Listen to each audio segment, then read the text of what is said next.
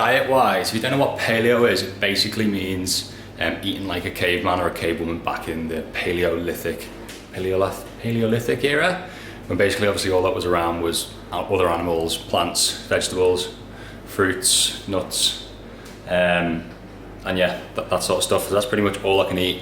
I'm doing that, but also an elimination diet. So paleo, also taking away things like tomatoes, eggplants, white potatoes, taking away nuts. Just can't even smash a load of almond butter. Taking away, what else is taken away? Like honey and other stuff that might be inflammatory or causing an issue. Got to get rid of it for the first month, then I'm going to add it back in slowly and see which one causes the issue. But I mean, what's the scran at the moment? Well, supplements, omega-3 fish oils. I'm also taking zinc and magnesium.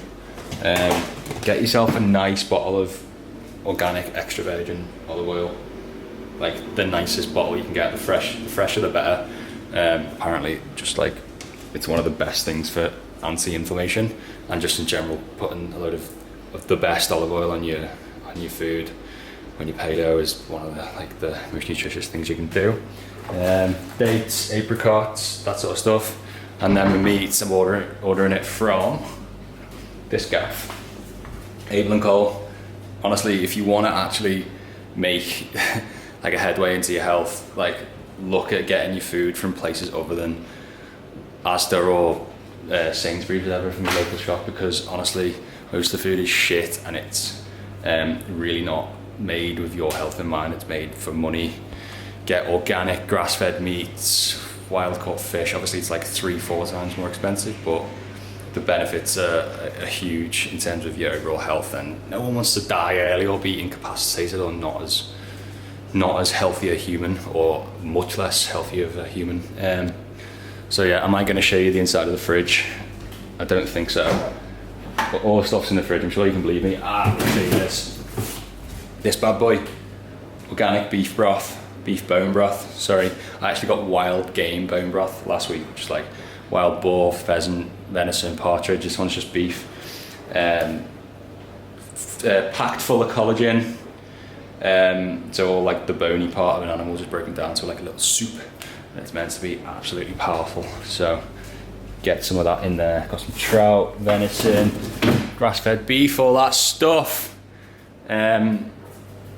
Yeah, and that's what I've been doing for like a month. Close the fridge, you weirdo. That's what I've been doing for like a month, 2 months now.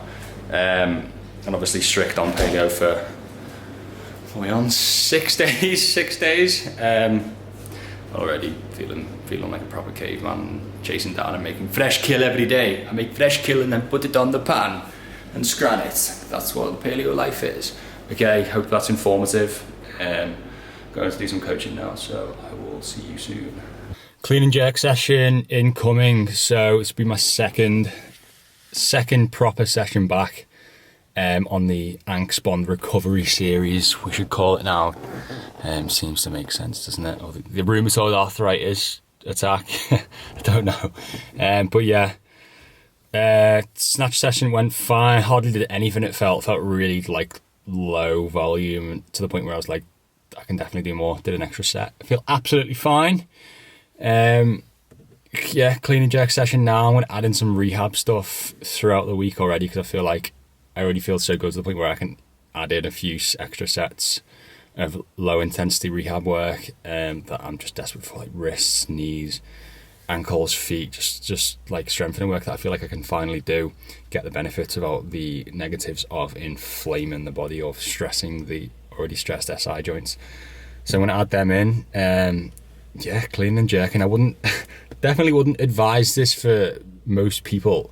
It's more so I've done this in the past. I've just done a quite intense British weightlifting course and want to really consolidate my knowledge in that with the lifts and being able to do it myself, and then just building a good bank. So I'm kind of going for the next 6 months to a year of being weightlifting focused with some ring training as well. By all means, most people who have never done this before, who are really struggling, and like you don't go straight to weightlifting. I'd like to think that's a given. So but you can take from my advice on what I'm doing what you can take from it is that you can move, you can build movement up from the ground, no matter what you're doing, whether that's walking, whether that's holding a glute bridge for 10 seconds. There's a way of building it.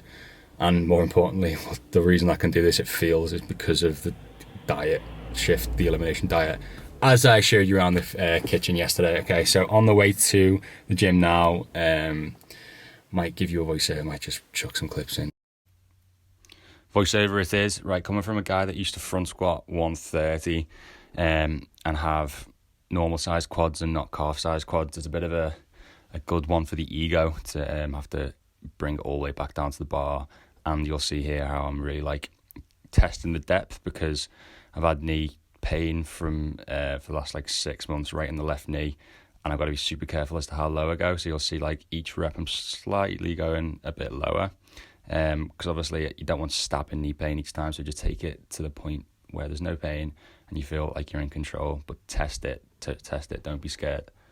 Warm up the jumps now, again, brilliant to have some impact going through the joints and have no issues, but mainly getting prepped for the second pull of the snatch now that I'm hitting.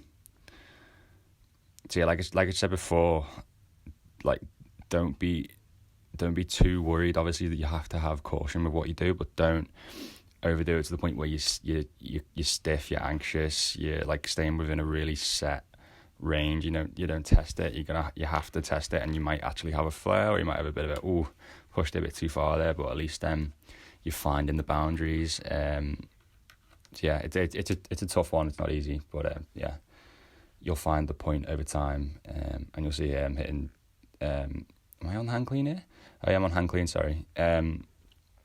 You'll see like I'm not dropping down to the squat at all. Again, careful on the SI joint and careful on the knee. Don't be flying down into a front squat. Again, having just said that the front squat's been a bit of an issue for me with the depth. But yeah, getting it up on the shoulders. It's in the first pull now, like the bottom half of the deadlift. This is absolutely fine, to be honest. This is probably one that I can start to load and don't really have as many concerns with. Most important thing, as I'm sure you all know, keep that spine nice and neutral. And now for some lunges, spread the feet wide apart like you've got a massive dick, or if you get your girl, just spread the feet wide apart and ignore that. Yeah, nice and slow, about 10 reps each side. Feeling pretty good, feeling very, very good. Right, tune in for the next video, more training and stuff to come.